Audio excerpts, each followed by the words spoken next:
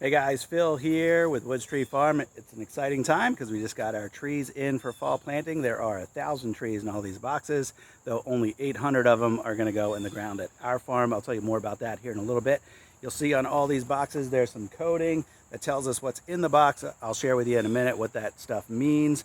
Right now though, I need to get these inside out of the sun because it's almost 80 degrees out here today. If you can believe that, 80 degrees here, end of October in central Virginia.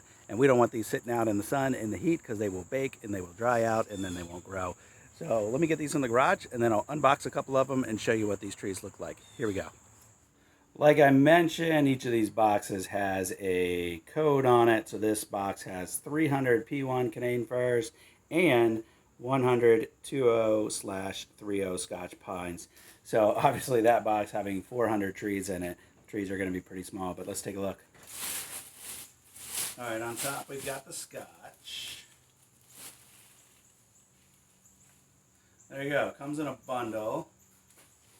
And there's a lot of soil on these roots, so I want to leave as much of that soil intact as I can, so I'm not going to pull them all out. But you can see here, it's probably a bundle of 25 or so. Looks like we've got 3 bundles. There's a 4th. Yeah, that's probably it. So bundles of 25 on those. And just if you want to get a sense of the size here, I brought a tape measure out. So these 20/30 Scotch pines are from their roots on up. Going to put us in right at about 17, 18 inches. So they're a pretty good sized little tree. Being a 2.0 and 3.0, there's not too much in terms of development on their lateral branches yet. You see just a couple here down on the very bottom of some of these, but most of these are just going to be one single stalk up and down, and over the next year or two they'll develop their branches. And then we've got the Canadian firs. They're going to be considerably smaller, and you can see here the size on those. If I go from where the root mass is on up, what's that showing at? These are sitting right around 11, 12 inches on average. So they're pretty small, and these are slow growers too. So these are probably going to be at least 6 to 8 years before we can harvest them. But these smell, out of all the trees we have, these smell the best for sure.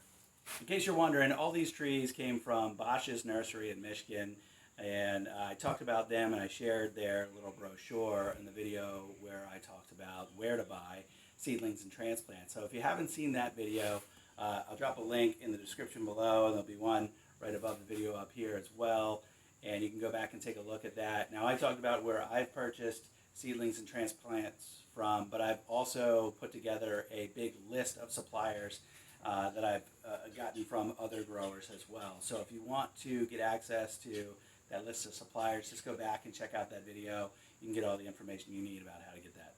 Next up here, we've got 150 2-1 concolor firs.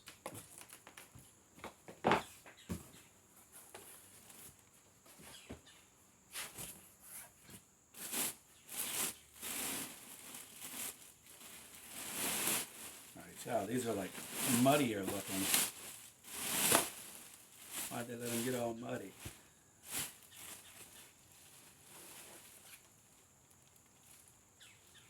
All right, these are little tiny guys.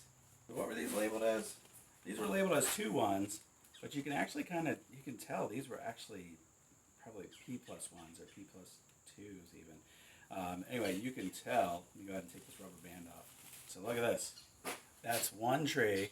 That's only, I'll put a tape measure on that, but that's only a few inches tall. It's got a couple lateral branches here.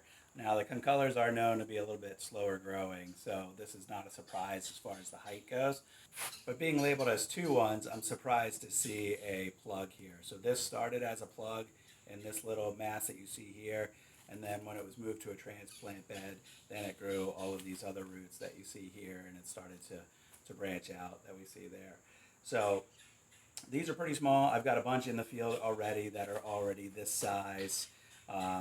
So the biggest challenge with the trees this size is keeping the weeds from taking them over and then losing them completely in the grass and weeds. case you don't know, the Concolor fir, these are the ones that don't have the traditional pine or fir scent that most people associate with Christmas trees. These actually have sort of a citrusy scent. Some people are turned off by the scent of these trees, but a lot of people like them. So it's a pretty popular, and I think it's becoming increasingly popular as far as the Christmas tree goes.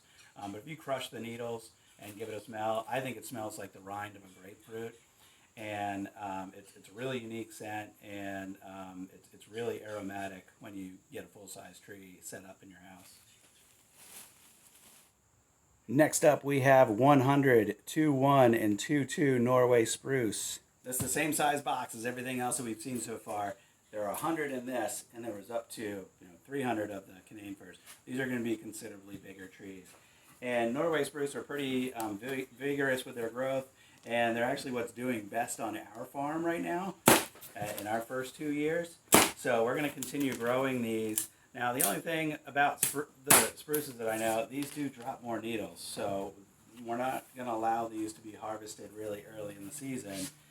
And we're going to have to kind of warn people and educate people that they drop more needles. But Norway spruce are great trees. They've got great natural shape, nice smell, good color. Needles are a little bit prickly. They do drop more needles, but anyway, they're great growers. Let's pull this out. Are they bunched? I don't even know. Let's pull this one out. No, they're in there so tight. All right, here we go. So you can see the size of these trees. I mean, one of these has got to be approaching 2 feet tall. Go from down here. Look at, well over 32 inches tall, that tallest one there. But on average, I think most of these are right around 18 to 24 inches. So really good sized trees. And you can see too, a lot of good lateral branching. I'll just pull this one out. This is even a smaller one. But you can just see here on that one, lots of lateral branches, lots of little tiny buds set. I'll have to pull you in close on this. These little tiny buds are set to grow their branches for next year. So come this time next year, after these are in the ground, almost a whole year, these are going to be really branched out. They'll probably be another 6 to 10 inches taller. These will look like great little Christmas trees.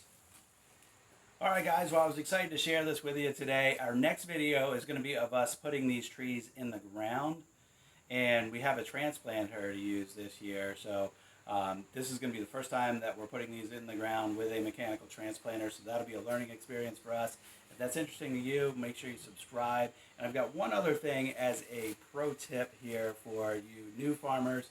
200 of these trees, or 200 of these Norway spruce boxes that we have here, are actually going to another farm. So I've established a relationship with a couple other farms in the area, and we occasionally will combine our orders, and that gives us sometimes a price break on the trees, and sometimes we just save a little bit of money on shipping. So if you're a new grower and you don't want to do a big order, piggybacking your order with another grower can definitely save you some money. So keep that in mind, and if you guys got any questions or comments or anything else to help the new growers out there, myself included, leave those below this video. I'm going to wrap it up for today. Thanks, guys. I'll see you on the next one. Bye-bye.